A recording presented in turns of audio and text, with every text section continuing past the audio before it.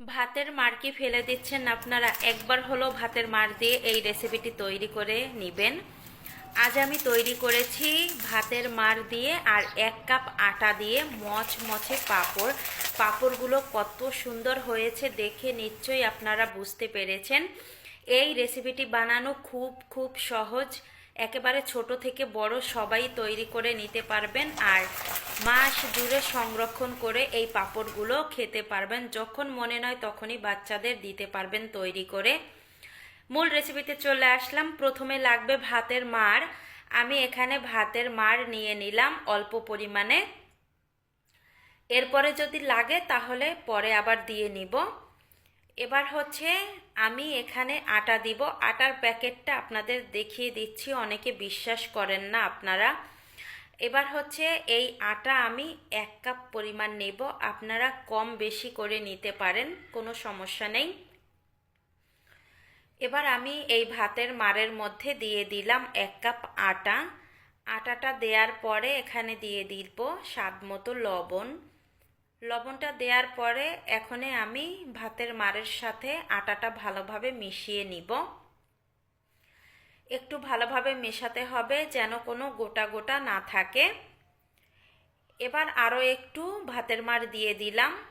আর এই ব্যাটারটা কিন্তু একটু পাতলা হলে পাঁপড়গুলো বেশি ভালো লাগে আর পাঁপড়গুলো পারফেক্টও হয়। এবার আমি ঘনত্ব দেখিয়ে দিচ্ছি, এই দেখেন, পাতলা করেই তৈরি করে নেবেন। এবার পাঁপড়গুলো তৈরি করার জন্য আমি 2টা বাটির মুখ নিয়েছি আর একটা হচ্ছে কৌটোর মুখ নিয়েছি। 3টা পাত্রেই আমি ভালোভাবে তেল ব্রাশ করে নিব। অবশ্যই তেল ব্রাশ করে নেবেন, আপনাদের ব্রাশ না থাকলে হাত দিয়ে মাখিয়ে নেবেন পাত্রে। তবে বিশেষ করে বেশি ভালো হয় কৌটোর মুখ দিয়ে এই পাঁপড়গুলো তৈরি করতে। কৌটোর মুখে একেবারে সুন্দরভাবে উঠে যায়, একটুও লেগে থাকে না। এখন আমি প্রত্যেকটা বাটিতেই অল্প অল্প করে ব্যাটার দিয়ে দিলাম আটার, দিয়ে এবার সমান করে নিতে হবে। প্রত্যেকটা পাত্রই আমি হাত দিয়ে সমান করে নিচ্ছি। আপনারা এভাবে সমান করে নেবেন, তাহলে দেখবেন একেবারে সমান হয়ে গেছে। এবার হচ্ছে আমি চুলায় চলে যাব। আগে থেকে জলটা ফুটিয়ে নিয়েছি, এরকম ছিদ্রযুক্ত যে কোনো পাত্র আপনারা দিতে পারেন।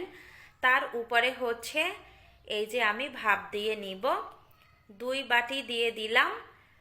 এখন হচ্ছে একটা ঢাকনা দিয়ে ঢেকে 30 থেকে 40 সেকেন্ড অপেক্ষা করব মাত্র।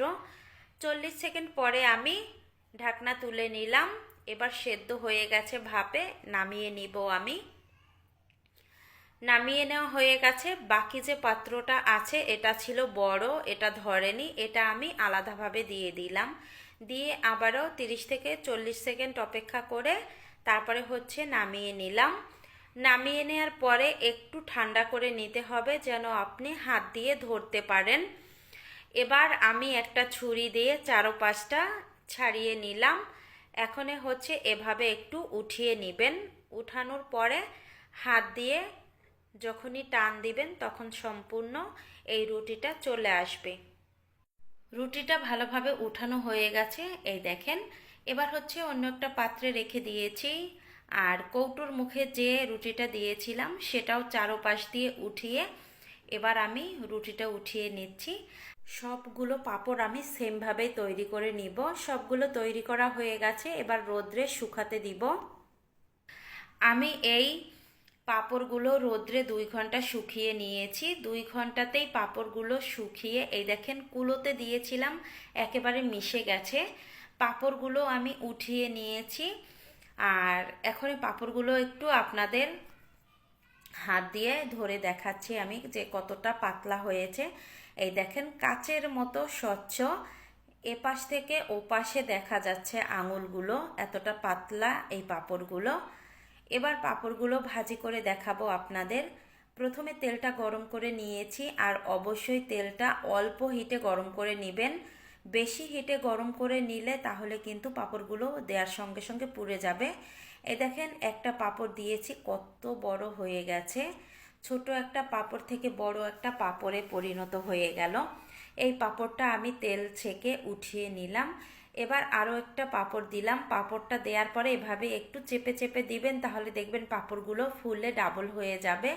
যখন তেলের মধ্যে দিবেন তখন দেখবেন পাঁপড়টা একেবারে নরম হয়ে যায়, আর কিছুক্ষণ পরে দেখবেন পাঁপড়টা একেবারে শক্ত হয়ে যায়। আর কোনো জিনিস তৈরি করলে সেটা যদি পারফেক্ট হয় তাহলে দেখবেন মনটাও আনন্দে ভরে যায়। আমি এক এক করে অনেকগুলো পাঁপড়ই ভাজি করে নিয়েছি। সেমভাবে পাঁপড়গুলো তেল ছেঁকে আমি একটা প্লেটে নামিয়ে নিয়েছি।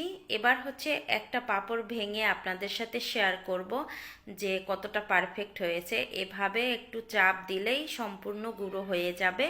বাসায় একবার হলেও অবশ্যই ট্রাই করে দেখবেন।